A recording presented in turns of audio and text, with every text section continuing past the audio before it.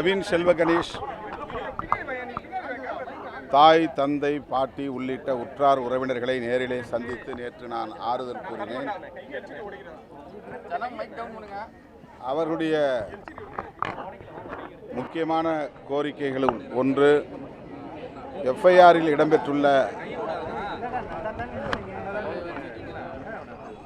அனைவரையும் கைது செய்ய வேண்டும், 2 பேர் மட்டுமே கைது செய்யப்பட்டிருக்கிறார்கள் என்பதுதான். அத்துடன் இதுபோன்ற ஆணவ படுகொலைகள் இனி தமிழகத்தில் நடக்கக்கூடாது. கவின் செல்வ கணேஷ் கடைசியாக இருக்க வேண்டும். அதற்கு தமிழ்நாடு அரசு ஆணவ படுகொலை தடுப்புச் சட்டத்தை இயற்ற வேண்டும் என்பது கவின் செல்வ கணேஷ் குடும்பத்தினரின் இன்னொரு கோரிக்கையாகும். அதைத்தான் விடுதலை சிறுத்தைகள் கட்சியும் வலியுறுத்துகிறோம். 2 நாட்களுக்கு முன்பு உள்துறை அமைச்சகத்திற்கு அமித்ஷா அவர்களுக்கு விடுதலை சிறுத்தைகள் கட்சியின் சார்பில் தேசிய அளவில் ஆணவ கொலை தடுப்புச் சட்டம் இயற்ற வேண்டும் என்று கோரிக்கை மனுவை வழங்கியிருக்கிறோம். மாநில அரசுக்கும் அந்த அதிகாரம் இருக்கிறது என்பதால் மாநில அரசு ஒன்றிய அரசு இயற்றும் என்று காத்திருக்காமல்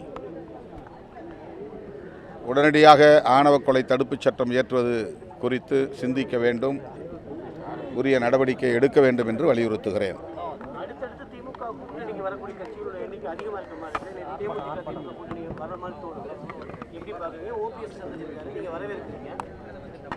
தமிழ்நாடு முதலமைச்சர் உடல்நலம் தேறி மீண்டும் தனது கடமைகளை ஆற்ற தொடங்கியிருக்கிற நிலையில் மரியாதை நிமித்தமாக தலைவர்கள் சந்தித்து அவருக்கு வாழ்த்து சொல்லி வருகிறார்கள், உடல்நலம் விசாரித்து வருகிறார்கள். அந்த வரிசையில்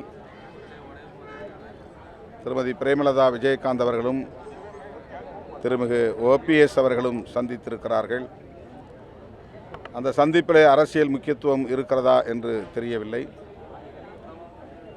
ஒருவேளை நீங்கள் சொன்னதைப் போல திமுக கூட்டணிக்கு மேலும் சில கட்சிகள் வரும் என்றால் மகிழ்ச்சி.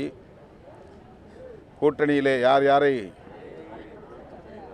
கூடுதலாக இணைத்துக் கொள்வது என்பது குறித்து திமுக தலைவரும் கூட்டணி தலைவருமான தளபதி ஸ்டாலின் அவர்கள்தான் முடிவெடுப்பார். விடுதலை சிறுத்தைகள் அங்கம் வகிக்கும் மதசார்பற்ற முற்போக்கு கூட்டணி மேலும் வலிமை பெறுவது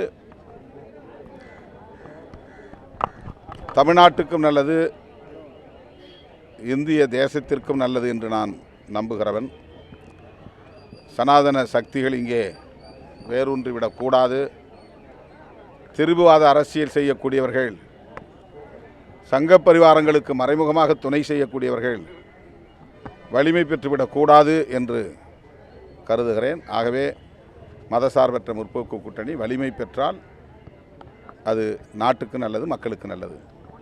தலைவர் தேர்தலுக்கான தேதி அறிவிச்சிருக்காங்க, செப்டம்பர் 9ஆம் தேதி. எதிர்க்கட்சிகள் எந்த அளவுக்கு ஒருங்கிணைந்து குடியரசுத் தலைவர் தேர்தலில் பங்கேற்க வேண்டும் நினைக்கிறீங்க? குடியரசு துணைத் தலைவர் திடுமென ராஜினாமா செய்ய நேர்ந்தது ஏன் என்று தெரியவில்லை. அரசியல் அழுத்தங்கள் காரணமாக இருக்கும் என்று சொல்லப்படுகிறது. அவருக்கு விடையனுப்புகிற விழாவை கூட முறைப்படி அவர்கள் செய்யவில்லை.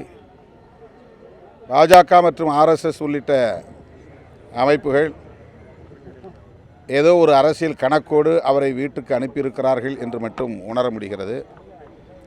இந்த நிலையிலே செப்டம்பர் 9ஆம் தேதி குடியரசு துணைத் தலைவருக்கான தேர்தல் தேதி அறிவிக்கப்பட்டிருக்கிறது. அதை வரவேற்கிறோம். வழக்கமாக தென்னிந்தியாவிலிருந்து ஒருவர் குடியரசு துணைத் தலைவர் தேர்ந்தெடுக்கப்படுவது உண்டு.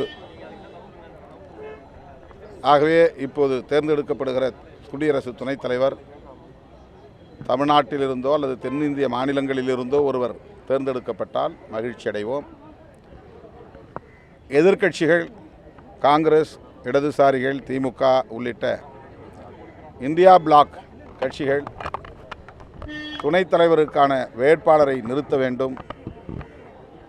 அது தென்னிந்திய மாநிலங்களை சார்ந்த ஒரு வேட்பாளராக இருக்க வேண்டும் என்பது விடுதலை சிறுத்தைகளின் விழைவு கோரிக்கை.